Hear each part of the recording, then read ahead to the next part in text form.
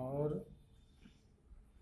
मूले सूत्र हैं, है ना। फॉर्मूला सूत्र हुआ, यहाँ हो गया, एक से ज़्यादा है इसलिए फॉर्मूले लिखा जा रहा है।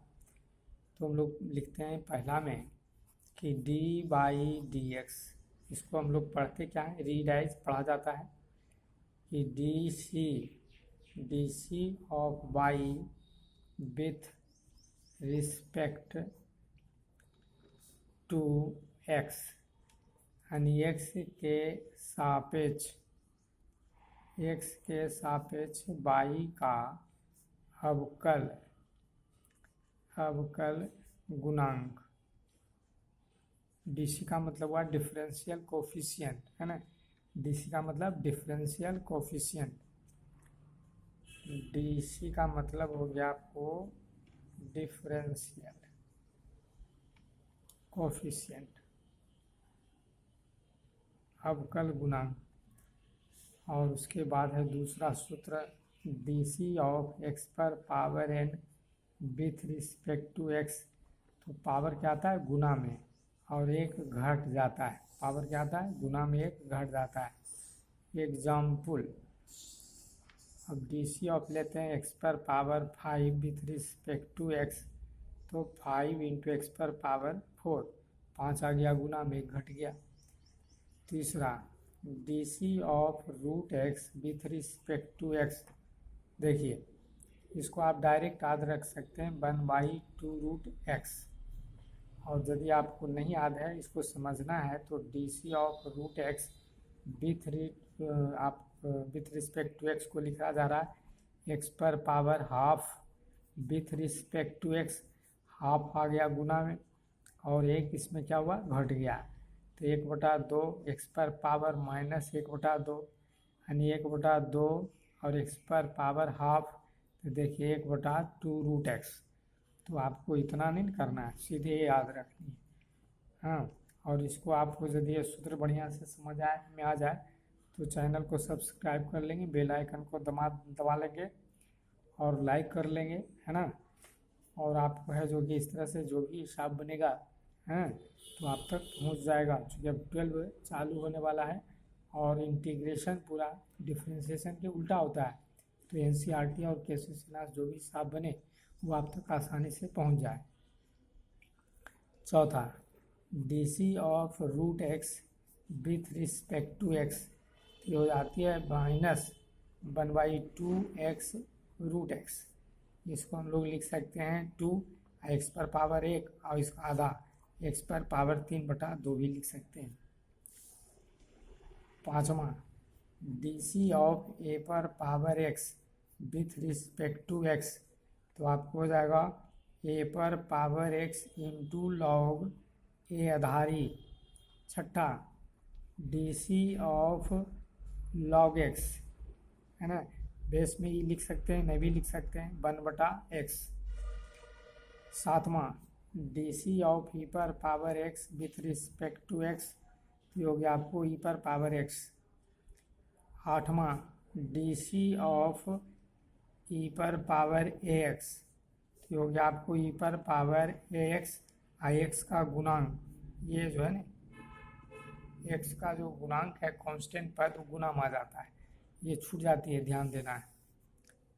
नौवां DC of sine x with respect to x, तो साइन x का हो गया cos x। 10 DC of cos x, तो कॉस x का हो जाएगा minus sine x। 11 DC of tan x with respect to x, ये tan का क्या होता है, sec² x। 12 DC of cot x बराबर हो जाता है -cosec² x। फिर आपको 13 DC of sec x with respect to x, तो sec x into tan x। 14 DC of cosec x, जो आती है -cosec x into cot x।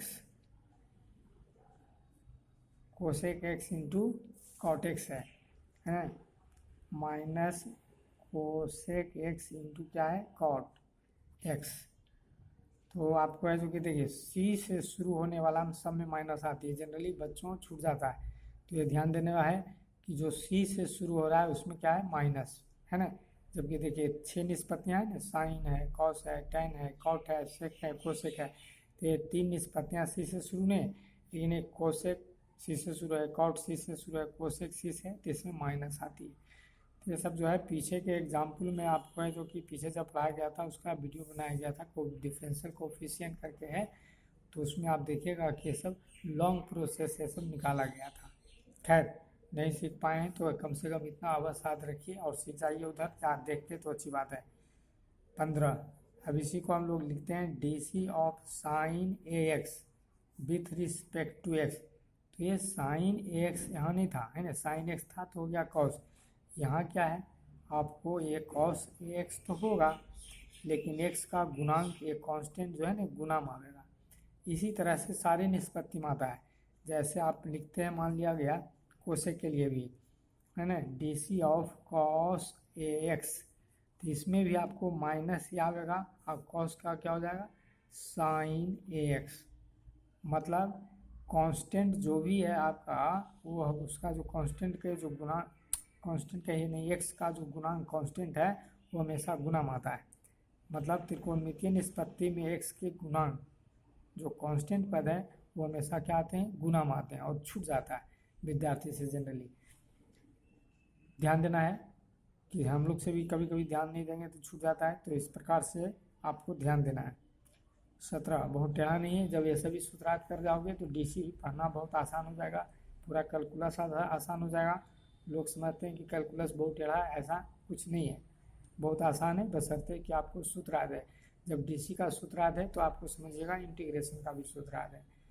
अब इसी तरह से देखो ए लोगे ना तो इसके लिए भी होगा DC of tan A x लेंगे है ना, तो आपको देखिए tan का क्या होता है सेक स्क्वायर, तो यहाँ पर भी ए तो गुणांक में आ जाएगा कांस्टेंट, आई हो जाएगा सेक ए स्क्वायर। बाकी शेष को आप इसी तरह से लिख सकते हैं। 18 मान लीजिए कि साइन ऐसा है ए एक्स प्लस बी है, यह देखिए थोड़ा सा चेंज हो गया, ये आपको ऐसा है कि D C of sine a x plus b है, तो देखिए यहाँ ए एक्स प्लस बी है तो साइन का तो कॉस होता ही है और एक्स का गुणांक सिर्फ ये आवेगा, बी के साथ तो एक्स है नहीं, इसलिए सिर्फ ये आवेगा कॉस, ये हो जाएगा ए एक्स प्लस बी। ये ध्यान देना है जो भी एक्स का गुणांक कांस्टेंट में है वो डीसी के गुना में आ जाता है, ये आपको बढ़िया से ध्यान देना है।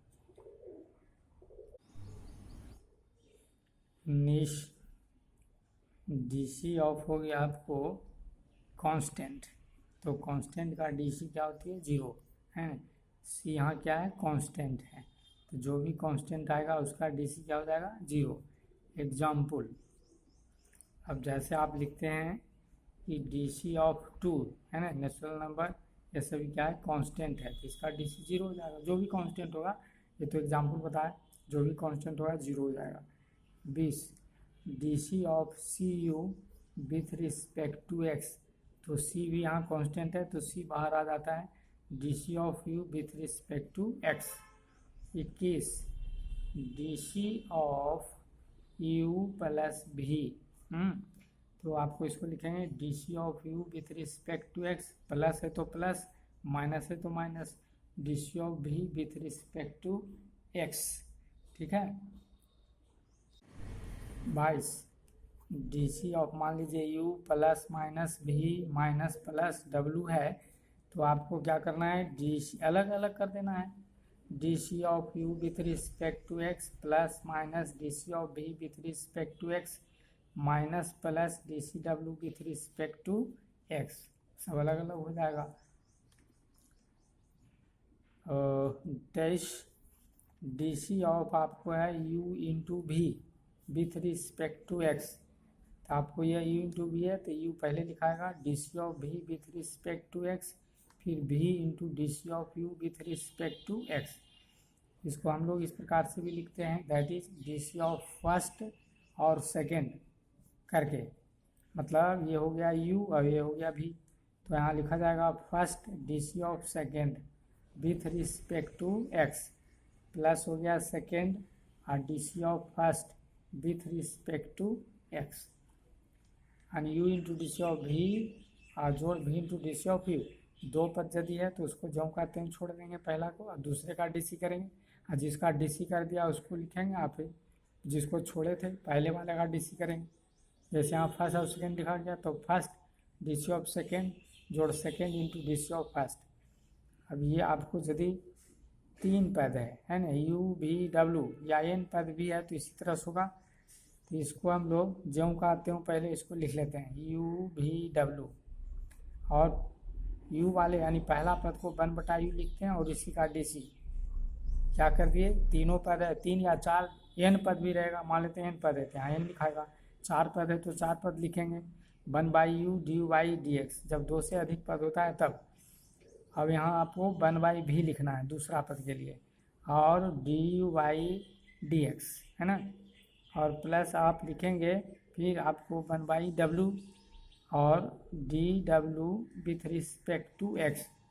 अब दो भी पद रहेगा तो आप इस तरह से लिख सकते हो। तो देखो इसको जब गुना करोगे ना तो u से u कट जाएगा तो यहाँ भी बचेगा तो ये आपको है जो कि ये वाला आएगा। फिर इसमें गुना करेंगे तो ये कट जाएगा तो ये आ जाएगा। वो सब में फिट बैठता है लेकिन दो वाला में हम लोग सीधे याद रखते हैं। दो से अधिक कभी कभी तीन मिलता है तो इस तरह साथ रखते हैं या चार पाँच हो तो इस तरह से एक लाइन में कर सकते हैं आसान होती है। 25 डी ऑफ u/v ये बटा में है तो आपको हो गया v का स्क्वायर और v into d of u with respect to x minus u into d of v with respect to x है ना। ये बटा वाला जो जनरली लोग भूल जाते हैं याद रखना है। ये बटा में हो गया v स्क्वायर और जो बटा में लिखा है ऊपर लिखा जाता है फिर ऊपर वाला का डीसी होता है फिर माइनस यहाँ लिखते हैं जबकि देखिए यहाँ प्लस ही रहता है लेकिन बटा में माइनस होता है। यह फर्क हो गया ना आपको u इंटू v में प्लस आती है लेकिन ये माइनस आता है। और जिसका यहाँ डीसी होल था है ना तो डीसी जिसका होल था उसको जो कहते हैं और जिसका नहीं हुआ था उसको लिखेंगे। यानी एक बार फिर बोलते हैं बटा वाला के लिखा जाता है और बटा वाला ही ऊपर लिखा जाता है और ऊपर वाला का डीसी माइनस। अब यहाँ u का डीसी कर दिए ऊपर वाला के तो ऊपर वाले जो कहते हैं लिखते हैं और जो बटा में भी है उसका डीसी करते हैं हमने बारी बारी से।